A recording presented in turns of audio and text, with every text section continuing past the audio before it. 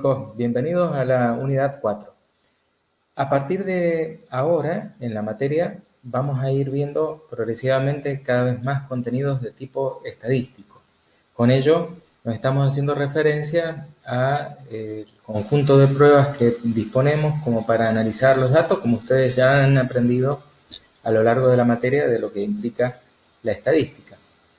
En esta unidad en particular vamos a tocar algunas pruebas que, si bien son simples, son relativamente fáciles de entender,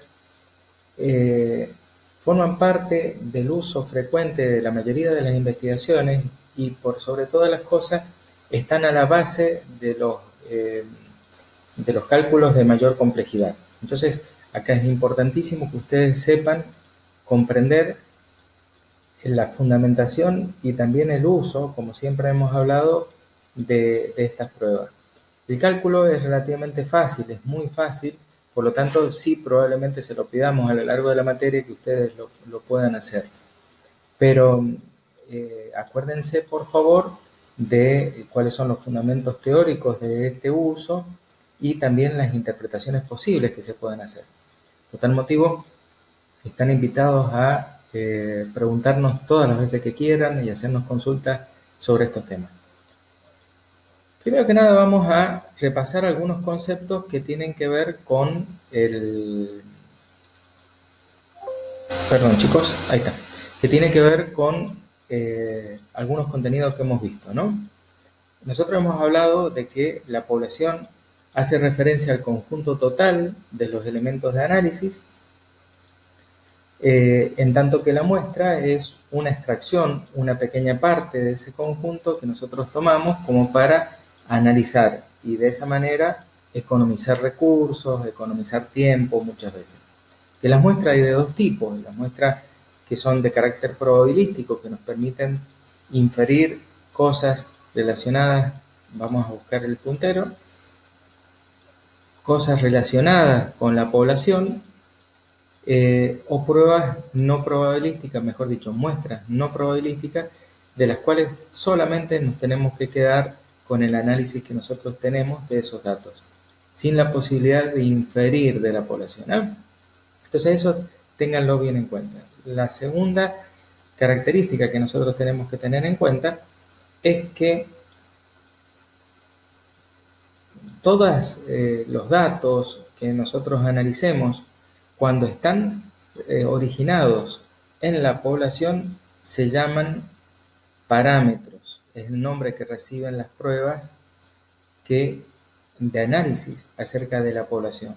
Mientras que las pruebas que nosotros realizamos cuando tenemos una muestra, se trate de una muestra probabilística o no probabilística, se llaman estadísticos. Les doy un ejemplo.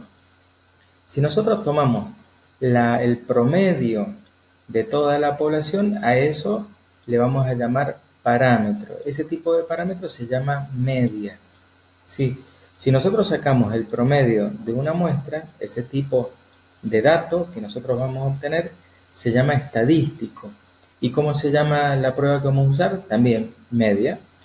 Entonces, cuando nos refiramos a un parámetro, nos estamos haciendo referencia a algo relacionado con la población. Mientras que cuando hablamos de un estadístico, la referencia tiene que ver con una muestra. Muy bien. Dentro de los aspectos más importantes que veremos en esta unidad, ya sean nombrados como parámetros o como estadísticos, tal cual como ustedes ven acá, ¿cierto? Dependiendo de eso si corresponde a la población, como hemos dicho, o a la muestra. Tenemos tres grupos de análisis, ¿no? Las medidas de posición, las medidas de dispersión y las medidas de forma. Dicho de una forma muy rápida, las medidas de posición son pruebas, son tipos de análisis que nos dicen qué posición ocupan los datos. Por ejemplo, el promedio, ¿no? Esto que nosotros vamos a llamar a partir de ahora media, ¿cierto? La media, ¿dónde está ubicada? ¿Más cerca de los grupos de los datos más pequeños o más cerca de los datos más grandes. Entonces, como ven, ahí tenemos una posición. El dato que se repite, que más se repite dentro de los datos que yo tengo, ¿dónde está? ¿Está al medio entre los grupos, entre los datos más chiquitos y los más grandes? ¿O forma parte más bien de los datos más grandes? Las medidas de dispersión, en cambio, que son estas de acá, nos hacen referencia, estas de acá, ¿sí? Hacen referencia a la amplitud que tienen los datos. Es decir, son datos que están muy concentrados, muy pegaditos uno al lado del otro, o están muy dispersos. Por eso se llaman medidas de dispersión. Y finalmente tenemos las medidas de forma. Las medidas de forma están muy ligadas a la representación gráfica que nosotros tengamos de la distribución de los datos que obtenemos, ¿no? Nosotros obtenemos datos de un conjunto de personas. Supongamos las edades que tienen ustedes como alumnos. Prácticamente 300 datos. Esos 300 datos se van a ir agrupando en la medida de que vayamos analizando esa distribución. Entonces, lo más probable que nosotros tengamos es que esa distribución tenga una forma de campana invertida, ¿no?